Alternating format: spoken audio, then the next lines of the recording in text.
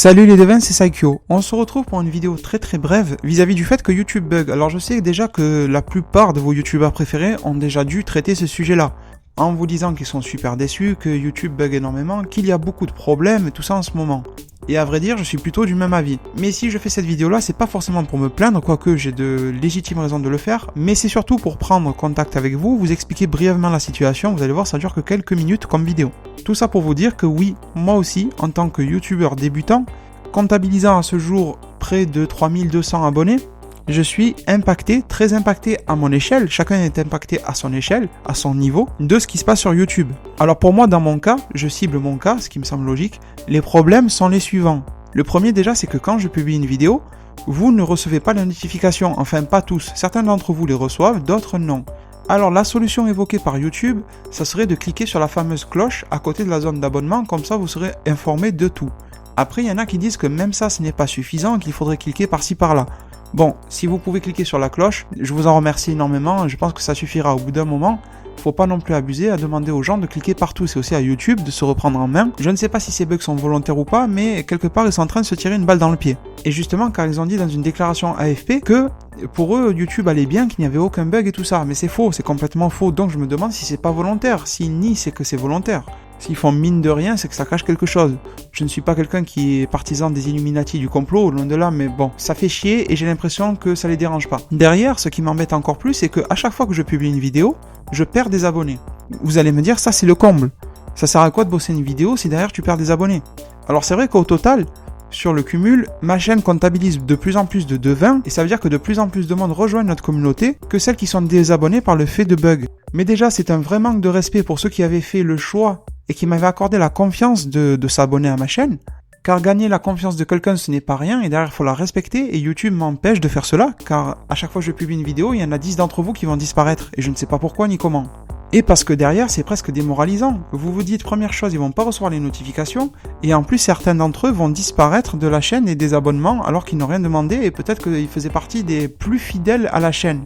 Peut-être que toi qui m'écoutes et qui est le plus fidèle de mes abonnés, va être désabonné sans savoir pourquoi. Il y a quand même un gros problème. Ensuite, les effets du nouvel algorithme de YouTube. Bien sûr, j'en subis les effets aussi. J'ai remarqué une baisse d'environ 50% de mes vues, sachant que j'en faisais pas non plus énormément à la base. Tout ça parce que l'algorithme YouTube a changé et aucune information vis-à-vis de comment cela peut marcher. Alors certains youtubeurs se sont dit que ça marchait aux commentaires et aux likes et visiblement c'est vrai. Alors qu'avant c'était surtout vis-à-vis de la fidélisation de l'audience, du nombre d'abonnés, du nombre de minutes passées sur une vidéo. Plus vous restez, plus ça permet à mes vidéos, à ma chaîne d'être référencées. C'est-à-dire que si vous cliquez, vous disparaissez de la vidéo, ça va pas être bon. Mais si vous restez longtemps jusqu'à la fin ou vous regardez la moitié ou je ne sais pas, là ça va être bon pour la vidéo. Parce que ça veut dire que le contenu vous a assez accroché pour que vous restiez. Et bien sûr, à cela, il fallait ajouter la description, les mots-clés, les tags et tout ça. Et maintenant, cet algorithme, ce calcul, cette équation de YouTube est toujours la même, sauf que d'après moi, d'après ce que j'ai constaté, c'est la manière dont c'est pondéré. On va dire que les tags, ils servent toujours un petit peu, les titres aussi un petit peu, mais qu'ils comptent beaucoup moins qu'avant, vraiment beaucoup moins, et que maintenant, ce qui est privilégié, c'est le nombre de likes que vous recevez et le nombre de commentaires que vous recevez. Déjà, c'est pas très cool parce que ça compte un peu comme du bétail, dans le sens où ce que vous dites dans un commentaire ne compte pas, c'est la masse qui compte. Et derrière, cela permet de référencer une vidéo et une chaîne au mieux possible. Et c'est pour ça que vous avez vu pas mal de youtubeurs être soi-disant entre guillemets menaçants dans le sens où je veux tant de likes d'ici ce soir, sinon je vous fais pas la prochaine vidéo. Ou si vous voulez tel sujet dans vidéo, donnez-moi tant de commentaires. Et je trouve que le fait d'avoir changé l'algorithme vis-à-vis de cela n'est pas cool, ça appelle à des choses assez malsaines. Déjà que le système YouTube avant, il était très business, mais on pouvait pas le lui reprocher. Les mecs qui ont créé YouTube sont pas là pour gagner des cacahuètes, même s'ils sont pas assez après. Et maintenant, le problème c'est que ça pervertit la mentalité de certains youtubeurs, mais ce n'est pas leur faute à eux, c'est la faute du système. Il y a très facilement de quoi tomber dans ces travers-là. Mais moi je vous le dis, j'ai envie de vous faire des appels répétés aux likes et aux commentaires. Mais en même temps, je me dis que ça serait pas correct de le faire. Bien sûr, ça me ferait super plaisir et ça aiderait ma chaîne que vous le fassiez, donc vous êtes libre ou pas de le faire. Et quand je le fais dans chacune de mes vidéos, vous verrez que je vous pose des questions. Derrière, je vous dis pas juste commente ou like. Je vous dis si telle chose vous plaît, laissez un like. Si ce passage-là vous plaît, laissez un like. Ou si ma prise de risque dans tel ou tel concept vous a plu, laissez un like. Et idem pour les commentaires, je vous pose une vraie question, un sujet Dragon Ball par exemple. Tel ou tel personnage va-t-il faire cela? Laissez-moi votre point de vue. Voilà pourquoi je trouve que là c'est plus que correct de partager avec vous et d'avoir des commentaires et des likes qui permettent d'échanger ensemble.